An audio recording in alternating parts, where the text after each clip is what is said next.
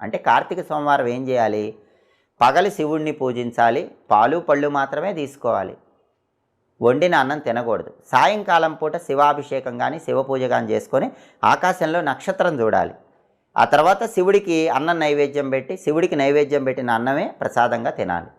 అంటే కార్తీక సోమవారం ఉదయం అన్నం తినకుండా సాయంకాలం ఆకాశంలో నక్షత్రం చూసి ఆహారం తింటే దాన్ని నక్తం అంటారు. నక్తం అంటే రాత్రి లేదా రాత్రి భోజనం అని అర్థం. ఇది ఉంటే ఏం జరుగుతుంది?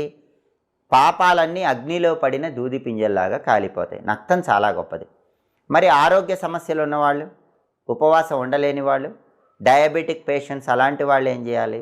వాళ్ళు ఛాయానక్తం ఉండొచ్చు.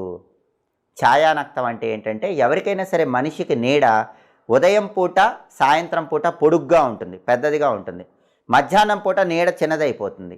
దీన్నే ఛాయానక్తం అంటారు. అంటే మధ్యాహ్నం 12 గంటల సమయము అని అర్థం.